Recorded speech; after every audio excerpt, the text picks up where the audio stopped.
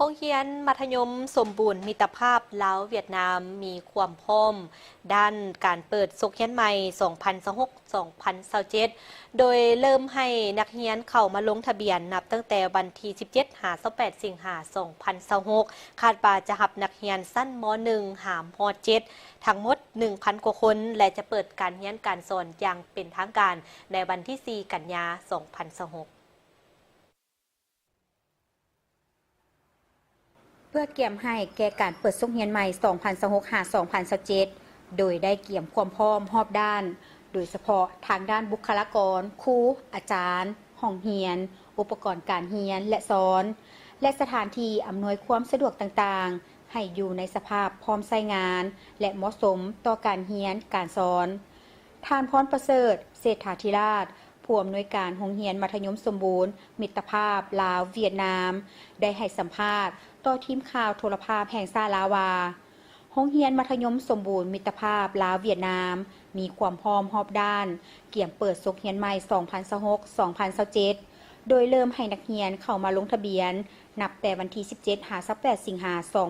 2026 พร้อมนี้คณะครูอาจารย์และพนักงานยังได้กักเกี่ยมด้านแผนการเรียนการสอนการจัดตารางการเรียนสื่อการเรียนการสอนและเวียกงานด้านการบริหารเพื่อให้เปิดโรงเรียนใหม่ดำเนินไปได้อย่างเรียบร้อย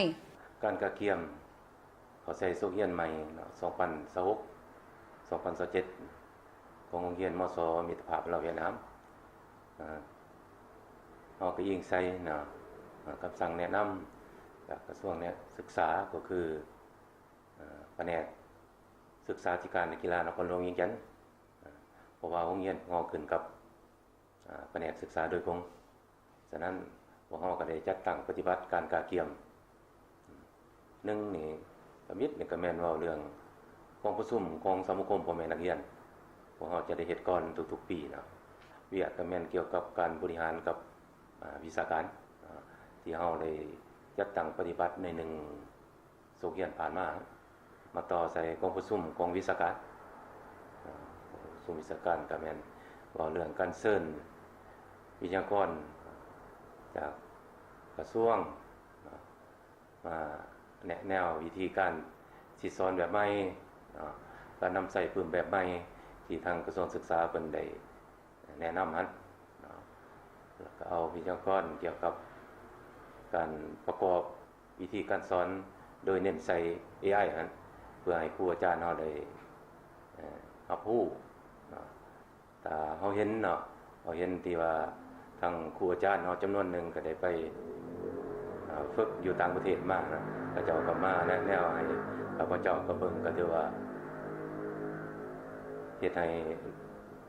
ลูกหลานนักเรียนนี่จะมีคือว่าสื่อการเรียนการสอนน่ะหลากหลา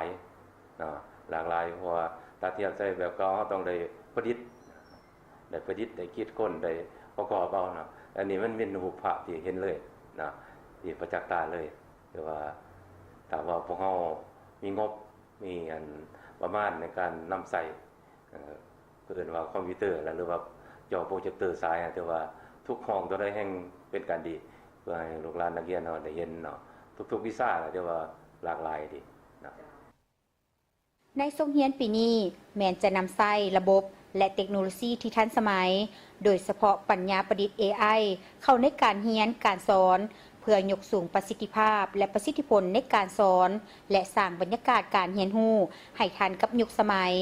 สร้างเงื่อนไขให้นักเรียนได้เรียนรู้อย่างเต็มส่วนโรงเรียนมัธยมสมบูรณ์มิตรภาพลาวเวียดนามแม่นหนึ่งในโรงเรียนมัธยมศึกษาสมบูรณ์ของรัฐ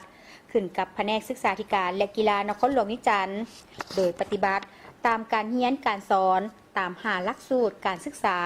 ของกระทรวงศึกษาธิการและกีฬาวางออกอย่างเข้มงวดเรื่องผู้ปกครองนักเรียนเนาะที่1นี่ก็ช่วยศึกษาอบรมลูกหลานนักเรียนเนาะช่วยทั้งโรงเรียนในการศึกษาอบรมช่วยทั้งวัตถุปัจจัยในการส่งอยู่โรงเรียนนั่นแหละเนาะเป็นต้นงบประมาณ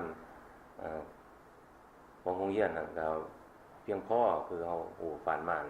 ก็บีบแบ่งใส่จ่ายไปเพราะว่าพวกเฮาก็อาศัยเอานำผู้ปกครองเป็นปีนะมาใส่จ่ายต่างๆนั้นบรรดา กิจกรรมต่างๆแล้วก็ขอให้ผู้ปกครองช่วยเนาะกิจกรรมของโรงเรียนกีฬาศิลปะบ่หรือว่ากิจกรรมเกี่ยวกับความรู้เนาะทางด้านวิชาการเนี่ยการตอบถามวิทยาศาสตร์ต่างๆกันแล้วก็ลูกหลานนักเรียนเนาะ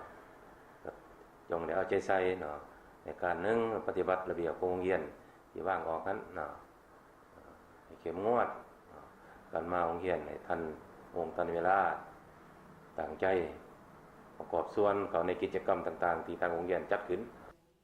การมีส่วนร่วมของหลายภาคส่วนเป็นต้นการร่วมมือของครู